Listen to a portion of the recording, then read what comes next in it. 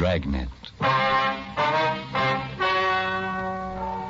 Ladies and gentlemen, the story you are about to hear is true. The names have been changed to protect the innocent.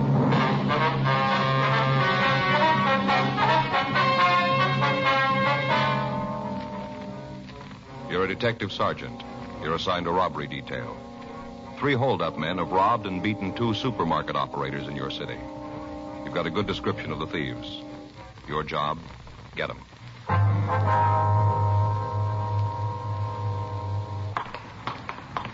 It was Tuesday, November 3rd. It was cold in Los Angeles. We were working the day watch out of robbery detail. My partner's Frank Smith. The boss is Chief of Detectives Thad Brown. My name's Friday. We'd gotten a hotshot call about a robbery, and it was 9:46 a.m. when we got to the corner of Lockwood and Barton Avenues. The Lockton Market.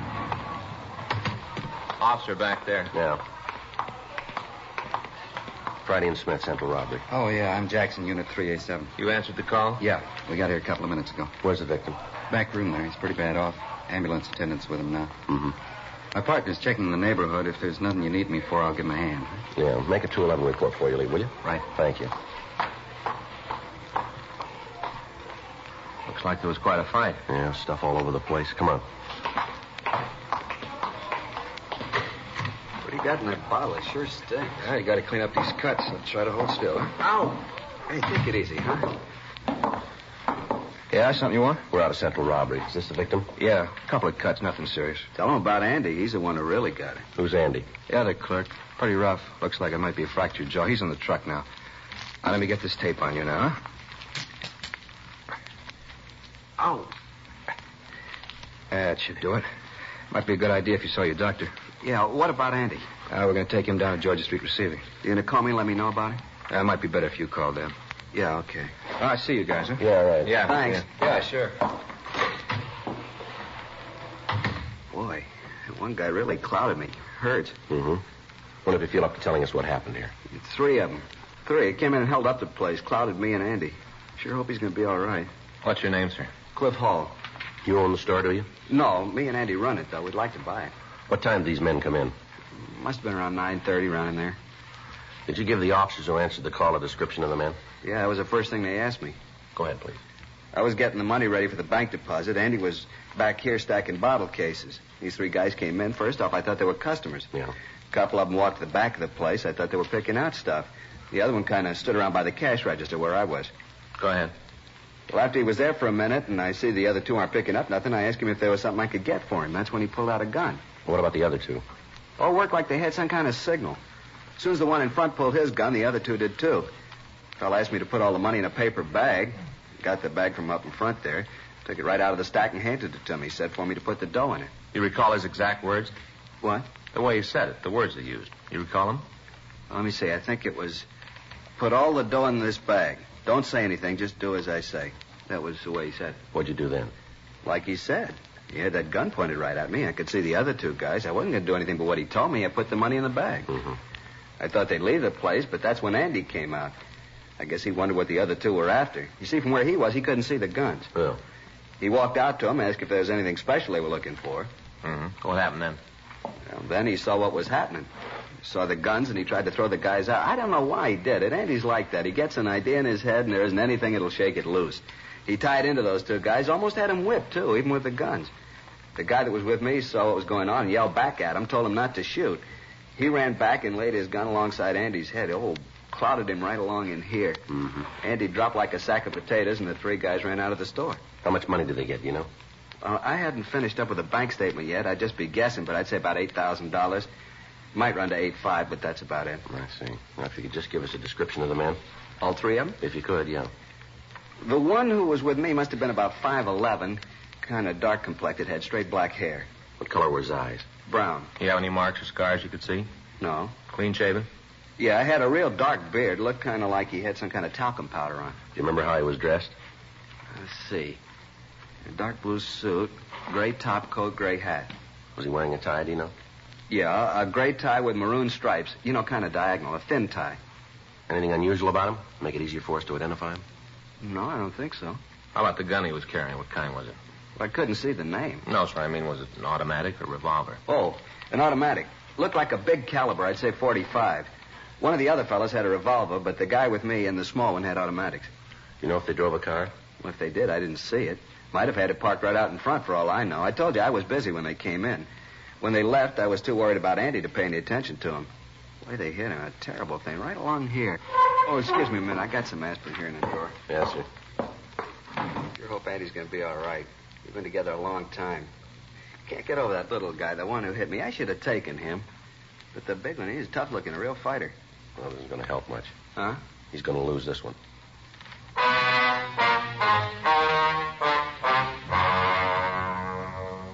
We got the descriptions of the other two men, and a supplementary local broadcast was gotten out.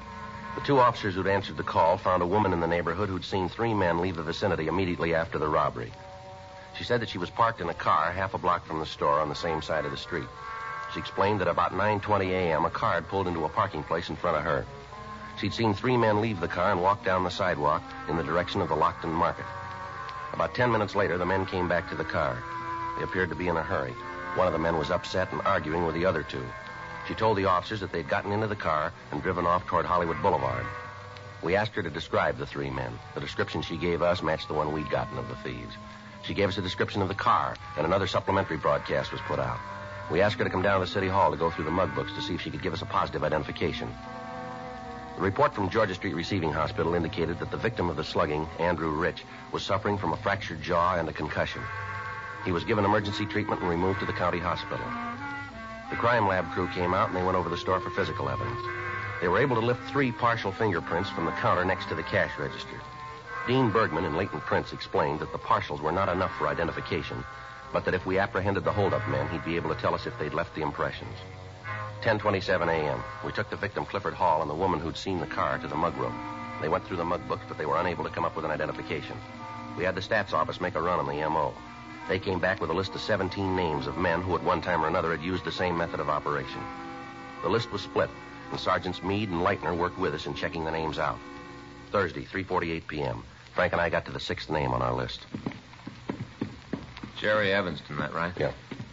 Sure dark in this hall. He ought to wash the windows, let some light in. Yeah, here we are.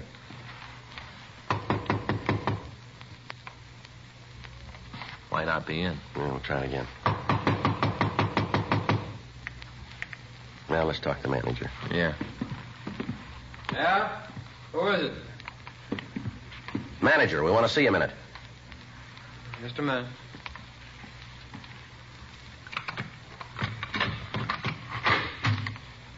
What do you want? I was asleep. Come on, Evanston, open up. Yeah, we can get out of here. Police officer, come on. Watch it, Joe. All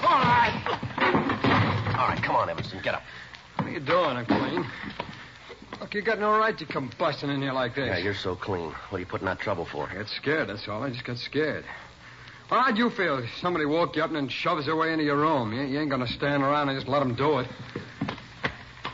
He's clean, Joe. I told you that. I got no trouble. I don't want none. You check with Galloway. He'll tell you. I'm home every night at 9 o'clock, every night. Where were you this morning? Huh? This morning, where were you? What time? You just tell us what you did, starting when you got up. I was up all night. I got a virus or something. I couldn't sleep. Take a look there in the dresser. You can see the stuff I've been taking. I haven't been out of this room, not for a couple of days. Can you prove that? Why? Can you? No, there wasn't anybody here. You get any phone calls? No. I don't know what this is all about, but you guys are leaning on me for nothing. Now, you talk to Galloway. He'll tell you I've been working. Well, look here. I'll show Where you. you going? I just want to show you something I got in the drawer. Well, you stay right there. I'll get it for you. Okay, I got nothing to hide. Take a look in the top drawer there, left-hand side. Yeah. These what you mean? Yeah, that's it. Now, take the rubber band off and look. You'll see I'm telling you the truth. Now, you see? It's all the check receipts I've gotten from where I work. You look at them. I'm working every day, and I'm home at night, 9 o'clock every night. How about it, Joe? Yeah. Now, you see? You haven't been out of this room all day, huh? Not a minute. Now, come on, what's all this about anyway? What are you guys after? We figured maybe you could tell us. Yeah? Oh, I'm sorry. Without you telling me what you want, there's nothing I can give you. You see any of the boys anymore? You mean the fellas I knew before I fell? That's right. Not if I can help it. I'm trying to stay away from them. See any of them lately? Yeah. Saw Alex a couple of days ago. Alex? Yeah. Alex Finley. I knew him when I was up in Q. He came in where I was working. Did you talk to him at all? All right. Just said hello. Passed a couple of minutes talking about some of the guys we knew. See in the rackets now? I don't know. Is he on parole? Yeah, I think so. Did he give you anything? Oh, a couple of rumbles, but if I turn them over to you, I don't want a credit for them. You don't know where you got them. All right. Alex tells me there's a gang that's going to start working here in town, market jobs. How many men? Well, from what Alex says, there's 4, all heavy guys. Finley with him? No, I don't think so. He told it to me that he just heard it. Did he say anything about who the 4 men are? No, I don't think he knew. He just said they were heavy and they were starting to work. You know where we can get in touch with Alex? No. Well, you might check with Galloway at the parole office. He might have it. Yeah, we will. I'll probably see him again. I'll try to get the information if I can. Well, what is it? What does you want to know? Who the guys are? That's right. Okay. Now, like I told you, though, I don't want any credit for it. I'm in real trouble if it gets around that I'm playing footsie with you. Yeah, sure. I'll try to find out when they're going to start working, too. Well, don't you worry about that. Huh? We already know that. 4:10 p.m. We got in touch with Fred Galloway at the state adult parole offices, and we checked on Jerry Evanston. From what the record showed, the story Evanston had told us was true. His parole officer had reported him working and apparently living up to the conditions of his release. We left him one of our cards and asked him to call us in the event he heard from Alex Finley. 4:21 p.m. We checked back into the office and we met with Sergeants Meade and Leitner. They told us that they'd checked out the names on their half of the list without result. We sent a teletype up to George Brereton, CII, Sacramento, giving him the description of the holdup men and listing the M.O. that they'd used. We asked him to run the information through their files and forward any information they came up with. 5:19 p.m. We went out to get something to eat, and then we checked back into the office. Good dinner, huh, Joe? Yeah, I never saw a guy could eat so many enchiladas as you. Nah, I can't help it. I get started on them, can't seem to stop. Yeah. You got any soda in your locker? No, you got trouble again? You know I always do when we have enchiladas. You ought to remember that when you order a half a dozen. I suppose so. Yeah, I get it. Robbery Friday, yeah. When was that? They're pretty sure, are they?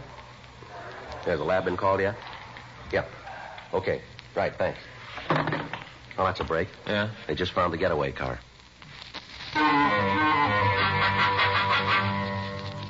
6:47 p.m. We left the office and drove out to where the car had been found. It was parked on Lockwood Avenue, 5 blocks from the market that had been robbed. The radio car officers who had spotted it had called the office immediately when they saw a brown paper bag in the back seat bearing the printed name Lockton Market. A crew from Leighton Prince came out and went over the car. They were able to come up with a single print from a man's index finger. Bergman compared it with the partials found at the market. They matched. We checked the white slip in the car and found that the vehicle was stolen. The report on it had been filed at 10:37 a.m. that morning. We talked with the people in the immediate vicinity, but none of them were able to tell us anything about the people who'd parked the car. However, we did come up with an elderly man who told us that he'd seen 3 men get into another car at about 9:45 that morning. He said that he remembered it because the driver of the car had pulled into a parking space and stopped the motor. Another automobile had parked directly in front of the car, and the driver of the first machine had moved so that there was no one in front of him. The man went on to say that a few minutes after the driver pulled into the second parking place, 3 men had come around the corner, gotten into the car, and the 4 of them had driven off. The witness was unable to give us a description of the car other than to say that it was a late model Plymouth or Ford. The only description he could give us of the men was that one of them was large and was wearing a gray top coat and a hat, and that one of them was small. 8:40 p.m. Frank and I went back to the office and checked out for the night. The following morning at 8:02 a.m., I checked back in for work. Hi, Joe. Morning. Kind of cold out. Yeah. You look happy this morning. I didn't sleep a wink last night, Joe, not a wink. What's the matter? Stomach. Next time I even think about eating enchiladas, stop me, will you, Joe? Yeah, sure. Any mail come in? I don't know. I just got in. There's an ad here from that store over on West 6th. They're having their annual sale. Yeah? I want to try to get over there. I'd like to get me a new suit for Christmas. There's a special delivery from Brereton. Huh. Probably those mugs we asked for. I'll see. Yeah, there's 6 of them. You want to get in touch with Cliff Hall? We can drive over and have him take a look at them. Yeah. You got any other pictures? Yeah, we can mix them up. I'll call Hall. Okay.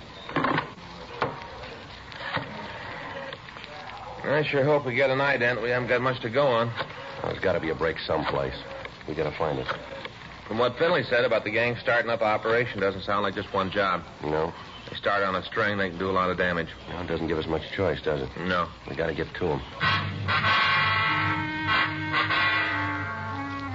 8:27 a.m. Frank and I left the office and drove over to talk to the victim, Cliff Hall. We showed him the mug shots George Brereton had sent us. He picked one out and said that he was positive that the man in the picture was the one who'd held him up. The name on the mug shot was Harold Bishop. According to the record Brereton had sent us, Bishop had been convicted twice on violation of 211 PC, armed robbery. 9:20 a.m. We drove over to the county hospital and showed the pictures to the other victim, Andrew Rich. He picked the mugshot of Bishop as the suspect who'd robbed and beaten him. The notation on Bishop's picture gave us the information that he was on parole at the time. We returned to the office and put in a call to Fred Galloway at the State Adult Parole Office. Yeah, Fred, this is Joe Friday. Mm-hmm. Yeah, fine. We'd like some information on a Harold Bishop. San Francisco number 82609. 26, that's right. Male, white, Caucasian. We got a mug from Brereton. No, he says he's on parole. Yeah, if you will. Thanks a lot. I'm checking the master file now. Meade and Leitner are standing by if we need them. When we get this address, we're going to have to move fast. Yeah. Yeah, Fred. When was that? Well, how's his report there? I see. No, I don't know. Yeah, I suppose. Right, Fred. Thank you. Well, you can tell Meade and Leitner to relax. Bishop's got an out-of-state parole. He's living over in Phoenix. Well, he still could be getting into California. No, not likely. Huh? Fred checked with his parole officer. Yeah. He's got a job, and he's been reporting to his parole officer every month.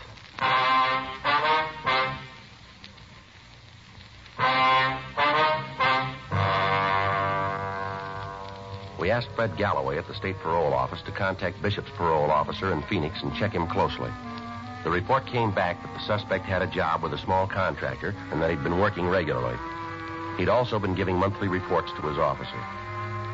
We'd had a suspect identified by two of his victims, and yet if the information we'd gotten was correct, it would have been a physical impossibility for him to have committed the robbery. We got a copy of his jacket and looked over his past record. We found that Bishop had been arrested for armed robbery the first time 18 years previously. He'd been brought to trial and acquitted. The next arrest was 10 months after his trial. He'd been convicted and served 6 years at San Quentin. He'd been released, and within 6 months, Bishop had been picked up again. This time, he was sent to Folsom Penitentiary.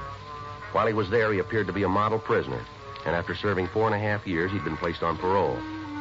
After leaving the prison, he'd requested and had been granted an out-of-state leave. In checking Bishop's M.O., we found that it matched exactly that of the thieves who'd held up the Lockton Market. The time of approach was the same. The number of men used was the same. The method of leaving the scene was exact. We had a suspect, and yet he couldn't have committed the crime. 3 weeks passed. On Saturday, November 26th, the thieves hit again. In checking with the victims, they identified the mugshot of Bishop. We put in a long-distance call to the Phoenix Police Department and asked them to check on the suspect. We got word back that he was in their city. They told us that he wasn't at work due to a virus infection. They went on to say that they'd checked with his landlady and that she'd told them that Bishop hadn't left his apartment at all on the day of the theft. Monday, November 28th, we got our first break in the case. I'll get it. Robbery, Smith. Yeah.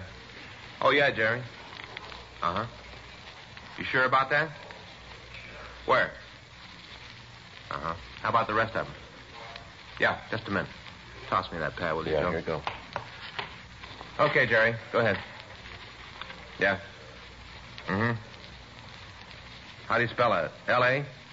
L-E-A-H-Y? Uh-huh, I got it. Mm-hmm. You know the address? Yeah. Okay, thanks, Jerry. We'll get in touch with you. Right.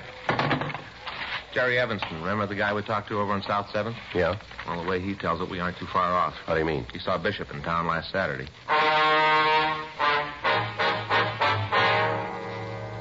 We put in a call and we found that there were 2 major airlines with flights to Phoenix. The flight time they listed was 1 hour and 35 minutes by air. If Bishop caught the last flight leaving Phoenix, he could arrive in Los Angeles at 11:20 p.m., the night before he planned to commit a robbery. The next day after the holdup, he could catch a plane from the Los Angeles International Airport that would have him back in Phoenix at 8:25 p.m. By doing this, he would be absent from his work only 1 day, and he could schedule his flights so as not to hit on the days when he had an interview with his parole officer. Tuesday, November 29th, a meeting was held in Chief Thad Brown's office. It was decided to put a special stakeout on the airport and wait for the suspect to come into town. At that time, he'd be followed and taken into custody as he prepared to commit another robbery. The names of the 3 other men Jerry Evanston had given Frank as having been involved in the holdups had been checked through R&I. All 3 of them had arrest records. Surveillances were placed on their homes, and they were kept under constant watch. Monday, December 12th, 11:15 p.m. Frank and I relieved the stakeout at the airport. There's a bench over there. We can keep all the gates in view. Yeah.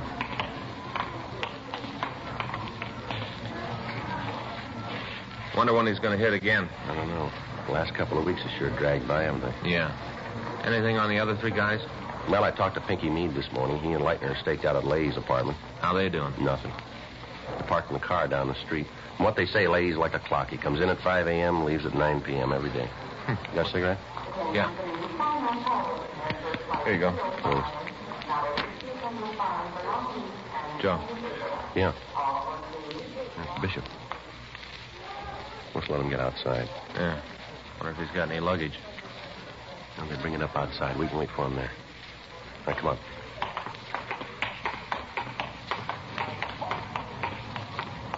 You see him? Yeah, there he is. Getting into that cab. Come on.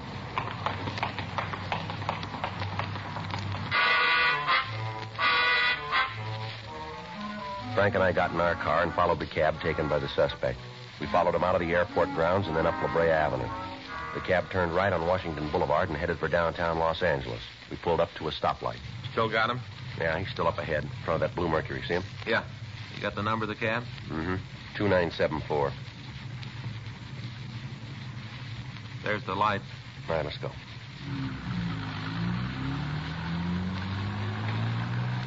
Better try to pick it up a little, Frank. Cab's pulling away from us. Yeah.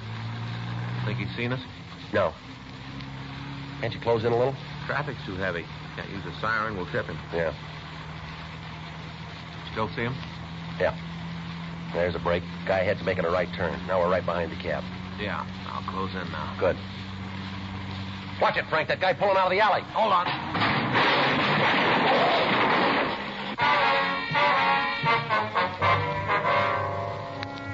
As we drove down the street after the stoplight had changed, the car had failed to make a boulevard stop coming out of an alley, and we'd hit it broadside. The damage done to both cars was considerable, and we'd lost our suspect. Frank got to a phone and called the office. He gave them the number of the cab that Bishop was in and asked for a traffic investigation car. The office started a search for the missing suspect. Lieutenant Jack Smyers told us to proceed to the apartment of Tom Leahy to wait for further development. In the meantime, a citywide broadcast went out carrying the description of Bishop and the other 3 men involved in the theft. Frank and I arrived at the apartment, and we relieved Meade and Leitner. We had the manager of the place let us into Leahy's room. We waited. 1:30 a.m., 2:30, 4 o'clock, 5:30 a.m. Frank and I had been on duty for over 21 hours. At 5:45, the phone in the apartment rang once, and then it quit. That was the arranged signal between us and the office. Frank put in a call. Lieutenant Smyers told us that officers Max Herman and Ed Benson were on the way out to relieve us. 15 minutes later, we heard somebody in the hall. Joe? Yeah, probably Benson and Herman. Yeah. I'll get it. Watch it, Look Joe. out, look out. Give it up, Bishop. You all right, Joe? Yeah, come on. He's going upstairs. Making for the roof. Come on. See him? No. You want to take that side? Right. Watch it. Behind the elevator shaft, Joe. Yeah, I see him. Get away from me, cop. You're in trouble, Bishop. Don't build any more for yourself. I got nothing to lose. They'd help me again. I'll be up at the joints for life. Don't cost no more to kill you. There's no way off this roof, Bishop. Throw that gun out here and you follow it. You're out of your mind, cop. Give it up, Bishop. Now, come on, throw that gun out. I'm going out, cop. You try to stop me, I'll blow your head off.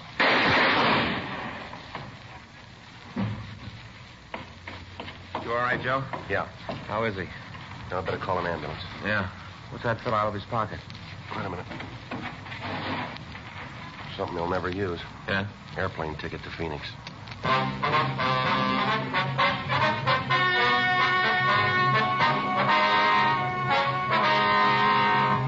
Albert Martin Kruger, Harold Nelson Bishop, Thomas Nagel Leahy, and Charles Everett Lee were taken into custody and brought to trial for 2 counts of robbery in the first degree.